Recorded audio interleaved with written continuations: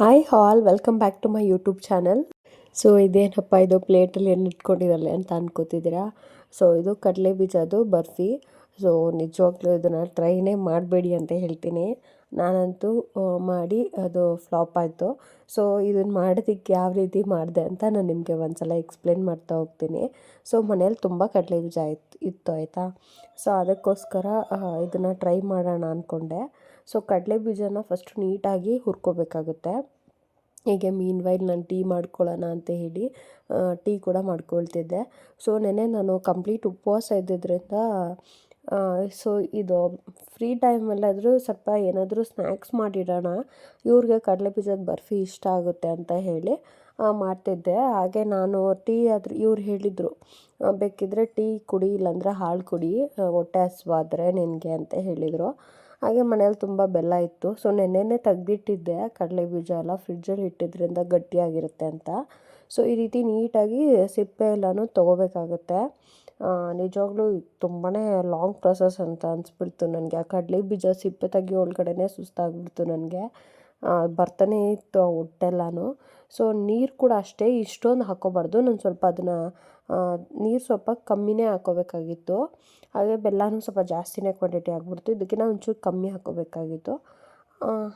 ಮತ್ತು ಈ ಬೆಲ್ಲನ ನೀಟಾಗಿ ಆದಷ್ಟು ಚೆನ್ನಾಗಿ ಪಾಕ ತಗೋಬೇಕಾಗುತ್ತೆ, ಅದು ಗಟ್ಟಿ ಬರಬೇಕಂತ ಹೇಳಿದರು. ಸೊ ಯೂಟ್ಯೂಬಲ್ಲಿ ಯಾವ ರೀತಿ ತೋರಿಸಿದ್ರೋ ಸೇಮ್ ಅದೇ ರೀತಿಯೇ ನಾನು ಮಾಡಿದ್ದೆ. ಬಟ್ ಅದು ಏನಾಯಿತೋ ನನಗೆ ಗೊತ್ತಿಲ್ಲ, ಬಟ್ ಫುಲ್ಲು ಗಟ್ಟಿಯಾಗಿಬಿಟ್ಟಿತ್ತು. ಕಟ್ ಮಾಡೋಕ್ಕೆ ಬಿಸಿನಲ್ಲೇ ಕಟ್ ಮಾಡಬೇಕು ಅಂತ ಹೇಳಿದರು, ಅದನ್ನು ಕೂಡ ಮಾಡಿದ್ದೆ. ಬಟ್ ಆದ್ರೂ ಕೂಡ ಅದು ತೆಗಿಯೋಕ್ಕೆ ಆಗ್ತಿರ್ಲಿಲ್ಲ. ಒಂದು ಪ್ಲೇಟ್ ಮೇಲೆ ಹಾಕಿಟ್ಟಿದ್ದೆ ನಾನು ಡ್ರೈ ಆಗಲಿ ಅಂತ. ಬಟ್ ಫುಲ್ಲು ಹೆಂಗಾಗ್ಬಿಡ್ತು ಅಂದರೆ ತೆಗಿಯೋಕ್ಕಾಗಿಲ್ಲ. ಒಂದು ಇದು ಕಲ್ಲು ತೊಗೊಂಡು ಹೊಡೆದ್ರೂ ಕೂಡ ಆಗ್ತಿಲ್ಲ, ಆ ಥರ ಆಗಿತ್ತು. ಸೊ ನಿಜವಾಗ್ಲೂ ಇದನ್ನು ಇನ್ನೊಂದು ಸಲ ಯಾವತ್ತೂ ಏನು ಯೂಟ್ಯೂಬ್ ರೆಸಿಪಿ ಟ್ರೈನೇ ಮಾಡಬೇಡ ಅಂತ ನನ್ನ ಹಸ್ಬೆಂಡ್ ಫುಲ್ ನಗಿತಾಯಿದ್ರು. ಏನು ಅಡುಗೆ ಮಾಡ್ತೀಯೋ ನೀನು ದಯವಿಟ್ಟು ಟ್ರೈ ಮಾಡಬೇಡ ಅಂತ. ಬೆಳಗ್ಗೆ ರವೆ ದೋಸೆ ಮಾಡ್ತಿದ್ದೀನಿ, ಅದನ್ನು ಅವ್ರು ಅಂದ್ಕೊಬಿಟ್ಟಿದ್ದಾರೆ ನಾನು ಯೂಟ್ಯೂಬ್ ನೋಡಿ ಟ್ರೈ ಮಾಡ್ತಿದ್ದೆ ಅಂತ. ಬಟ್ ನಾನು ಯೂಟ್ಯೂಬ್ ನೋಡಿ ಟ್ರೈ ಮಾಡ್ತಿರ್ಲಿಲ್ಲ. ರವೆ ದೋಸೆ ಎಲ್ಲ ನನಗೆ ಮಾಡೋಕ್ಕೆ ಗೊತ್ತು, ಬಟ್ ಈ ಥರದ್ದು ಸ್ವೀಟ್ ರೆಸಿಪಿ ಏನಾದ್ರು ಟ್ರೈ ಮಾಡೋಕ್ಕೆ ಹೋದಾಗಲೇ ಆವತ್ತು ಗುಲಾಬ್ ಜಾಮೂನ್ ಮಾಡಿದ್ದೆ, ಅದನ್ನು ಮುದ್ದೆ ಥರ ಮಾಡಿಬಿಟ್ಟಿದ್ದೆ. ಸೊ ಈ ರೀತಿ ನಾವು ಒಂದು ಬಟ್ಲಲ್ಲಿ ನೀರು ತಗೊಂಡು ಸ್ವಲ್ಪ ಹಾಕಿ ಹಿಂಗೆ ಒಂದು ಸ್ವಲ್ಪ ತೆಗ್ದು ನೋಡಿದ್ರೆ ಅದು ಗಟ್ಟಿ ಬರಬೇಕಂತ ಹೇಳಿದರು. ಸೊ ಅದಕ್ಕೆ ನಾನು ಅದನ್ನು ಚೆಕ್ ಮಾಡ್ತಿದ್ದೆ, ಇನ್ನೊಂದು ಸ್ವಲ್ಪ ಗಟ್ಟಿ ಬರಬೇಕಿತ್ತು. ಸೊ ಅದಕ್ಕೆ ಇನ್ನೊಂಚೂರು ಕುದಿಸ್ಕೊಳ್ತಿದ್ದೆ. ಸೊ ಆ ಪಾಕನ ಒಂದು ಸ್ವಲ್ಪ ಯಾವಾಗಲೂ ಲೋ ಫ್ಲೇಮಲ್ಲಿನೇ ಇಟ್ಟು ಬೇಯಿಸ್ಕೋಬೇಕಾಗುತ್ತಂತೆ. ಸೊ ಅದಕ್ಕೆ ನಾನು ಲೋ ಫ್ಲೇಮಲ್ಲಿ ಇಟ್ಟು ನಿಧಾನಕ್ಕೆ ಎಲ್ಲನೂ ಕೂಡ ಕೈ ಬಿಡದೆ ತಿರುಗಿಸ್ತಾನೆ ಇದ್ದೆ. ನೆಕ್ಸ್ಟ್ ಈ ಕಡಲೆ ಬೀಜ ಏನು ಹುರಿದು ಸಿಪ್ಪೆ ತೆಗೆದಿಟ್ಕೊಂಡಿದ್ದೀವಿ ಅದನ್ನು ಇದ್ರೊಳಗಡೆ ಹಾಕಿಬಿಟ್ಟು ಒಂದು 2 ಸೆಕೆಂಡ್ಸ್ ಇಲ್ಲ 3 ಸೆಕೆಂಡ್ಸ್ ಜಸ್ಟ್ ಹಿಂಗೆ ಫ್ರೈ ಮಾಡಿಬಿಟ್ಟು ಅದನ್ನು ಒಂದು ಪ್ಲೇಟಿಗೆ ನೀಟಾಗಿ ತುಪ್ಪ ಸವರಬೇಕಾಗುತ್ತೆ. ಸೊ ದಟ್ ಅದು ಅಂಟ್ಕೋಬಾರ್ದು ಅಂತ ಅವ್ರು ಹೇಳಿದ್ರಲ್ಲ, ಸೊ ಅದಕ್ಕೆ ತುಪ್ಪ ಕೂಡ ತೊಗೊಂಡು ಬಂದಿದ್ದೆ.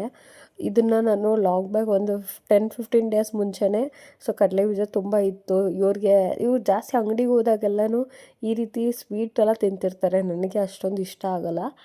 ಏನೋ ತಿಂದರೆ ಒಂದು 2 ಪೀಸ್ ತಿನ್ಬೋದು ಅಷ್ಟೇ. ಅದ್ರ ಮೇಲೆ ನಂಗೆ ಒಂದು ಸ್ವಲ್ಪ ತಿನ್ನೋಕ್ಕೆ ಒಂಥರ ಅನಿಸ್ತಿರುತ್ತೆ. ಸೊ ಅದಕ್ಕೋಸ್ಕರ ಇದನ್ನು ಟ್ರೈ ಮಾಡಿದ್ದೆ. ಸೊ ಈ ರೀತಿ ಒಂದು ಪ್ಲೇಟ್ ಮೇಲೆ ನೀಟಾಗಿ ಆಯಿಲ್ನ ಸವರ್ಕೋಬೇಕು. ನೆಕ್ಸ್ಟು ಅದು ಮಾಡಿಟ್ಟಿದ್ನಲ್ವ ಕಡಲೆ ಬೀಜದ್ದು ಆ ಪಾಕ, ಮತ್ತು ಅದನ್ನು ತೆಗೆದು ಇದರಲ್ಲಿ ಹಾಕ್ಕೊಳ್ತಿದ್ದೀನಿ. ಸೊ ಅವರು ನೀಟಾಗಿ ಸ್ಪ್ರೆಡ್ ನೋಡಿ, ನೀವೇ ನೋಡ್ತಿರ್ಬೋದು ಅಲ್ಲಿ ಬೆಲ್ಲ ಜಾಸ್ತಿ ಆಗಿದೆ. ಸೊ ಅದಕ್ಕೆ ಗಟ್ಟಿ ಆಯಿತು ಏನೋ ಒಂದು ಗೊತ್ತಾಗಿಲ್ಲ. ಮತ್ತು ಈ ಥರ ಒಂದು ಲಟ್ಟಣಿಗೆ ಅಲ್ಲಿ ಇರುವಾಗಲೇ ಶೇಪ್ ಕೂಡ ಏನು ಚೆನ್ನಾಗಿ ಬರ್ತಿರ್ಲಿಲ್ಲ. ಕಟ್ ಮಾಡಿದಷ್ಟು ಮತ್ತೆ ಅದು ಹಂಗೆ ಮೆತ್ಕೊತಿತ್ತು. ಮೇ ಬಿ ಅದೇ ಫಾಲ್ಟ್ ಅನಿಸುತ್ತೆ, ನಾನು ಸ್ವಲ್ಪ ಬೆಲ್ಲ ಜಾಸ್ತಿ ಹಾಕಿದ್ದೀನಿ. ಬಟ್ ನಾನು ಯೂಟ್ಯೂಬ್ ಕಮೆಂಟ್ಸಲ್ಲಿನೂ ನೋಡಿದೆ, ಸೇಮ್ ಇದೇ ಥರನೇ ಎಲ್ಲರೂ ಬರೆದಿದ್ರು. ನಮ್ಮ ಮಮ್ಮಿ ಕೂಡ ಒಂದು ಸಲ ಟ್ರೈ ಮಾಡಿದ್ರಂತೆ, ಬಟ್ ನಾನು ಟ್ರೈ ಮಾಡಲಿ ಮತ್ತು ಏನಾದರೂ ತಿಳ್ಕೊತೀನಿ ಅಂತ ಸುಮ್ಮನೆ ಆಗಿದ್ರಂತೆ. ಸೊ ಫೈನಲ್ ಔಟ್ಪುಟ್ ಈ ಥರ ಇತ್ತು. ನಿಜವಾಗ್ಲೂ ಯಾರು ಟ್ರೈ ಮಾಡಬೇಡಿ ಅಂತ ಹೇಳ್ತೀನಿ.